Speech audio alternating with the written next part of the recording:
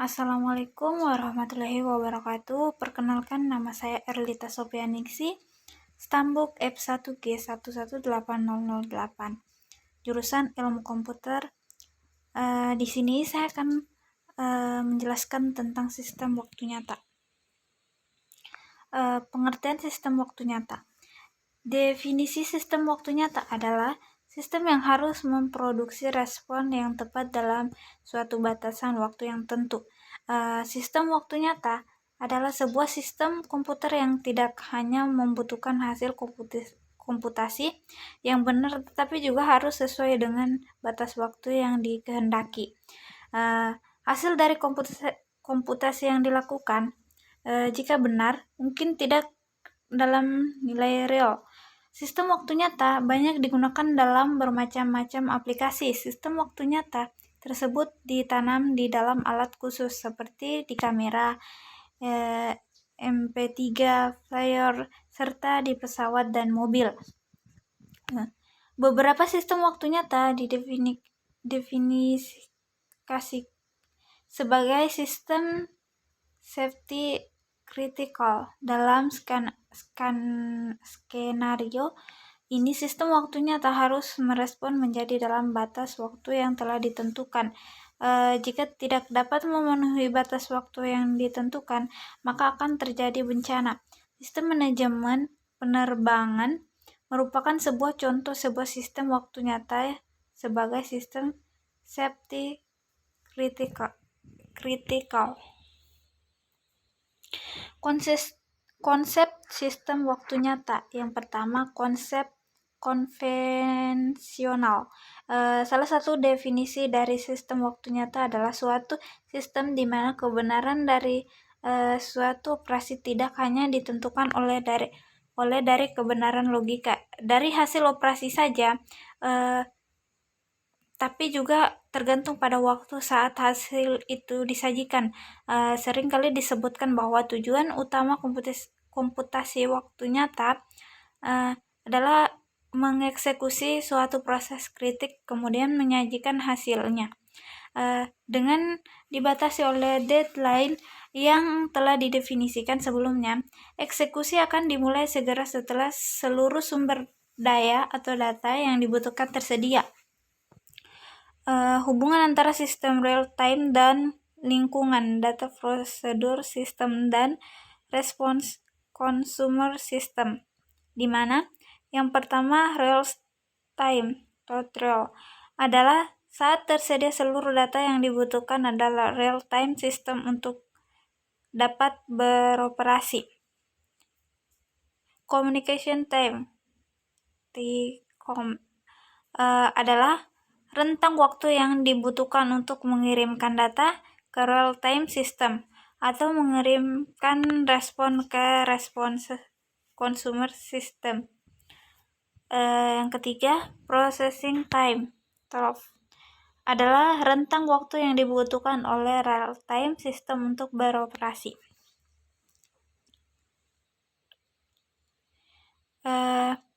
Yang keempat, response time adalah waktu penyajian respon ke respon consumer system real-time response time deadline. Grafik performance dengan deadline ditentukan oleh user terhadap response time. Sistem waktu nyata digambarkan dengan fungsi densitas. Response time berada antara real time dan deadline, maka user akan menganggap perfect.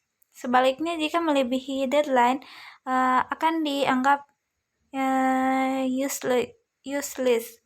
Namun demikian, perlu diingat bahwa deadline bukanlah selalu merupakan titik ekstrim pemisah perfect dengan useless, tergantung dari tujuan sistem dan dampak yang mungkin terjadi jika terlanggar. Deadline dapat dibedakan menjadi dua macam, yakni hard deadline dan soft deadline.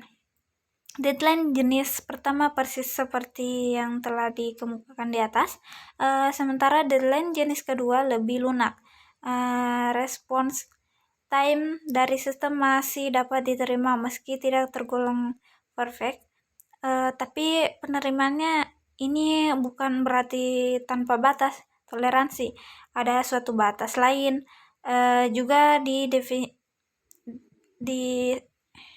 dispesifikasikan sebelumnya yang memisahkan mana respon time yang masih dapat diterima dan mana yang sudah tergolong useful. Bentuk penurunan grafik kecekungan atau kecuraman setelah titik soft deadline tentukan pula oleh user secara objektif. Yang kedua, lifeline. Dengan diperkenalkan lifeline, maka diagram hubungan sistem mengalami sedikit modifikasi. Apakah ini berarti konsep sistem real time yang dikenali selama ini salah? Tidak, karena bukannya salah, hanya saja belum bisa melengkapi semua kasus dengan model baru ini. Model sistem real time konvensional merupakan salah satu kasus di mana lifeline berhimpit dengan real time. Kasus-kasus yang bisa digambarkan dengan model sistem real time baru ini menjadi lebih komprehensif, yakni lifeline, real time, hard deadline, lifeline, hard deadline, soft lifeline, hard deadline, lifeline, real time, soft deadline, hard lifeline, soft deadline, soft lifeline, soft deadline, hard lifeline tanpa deadline, soft line tanpa deadline. Sistem waktu nyata dibagi menjadi dua tipe, yaitu keras dan lembut. Sistem waktu nyata keras menjamin bahwa proses waktu nyata dapat diselesaikan dalam batas waktu yang ditentukan. Contoh seperti sistem safety critical. Sistem waktu nyata lembut menyediakan prioritas untuk mendahulukan proses yang menggunakan waktu nyata daripada proses tidak menggunakan waktu nyata. Contohnya Linux. Karakteristik dari sistem waktu nyata. A. Single purpose, tidak seperti PC yang memiliki banyak kegunaan. Sebuah sistem waktu nyata biasanya hanya memiliki satu tujuan, seperti mentransfer sebuah lagu dari komputer ke MP3 player. Yang B, small size. Kebanyakan sistem waktu nyata yang ada dimiliki physical space yang terbatas. Yang C, inexpensive mass product. Sistem waktu nyata banyak ditemukan dalam peralatan rumah tangga dan peralatan lainnya. Misalnya itu pada kamera digital, mikroprosesor, microwave oven. Yang D, specific timing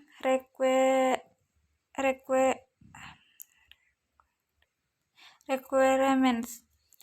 Sistem operasi waktu nyata memenuhi persyaratan waktu yang ditentukan dengan menggunakan algoritma penjadwalan yang memberikan prioritas kepada proses waktu nyata yang memiliki penjadwalan prioritas tertinggi.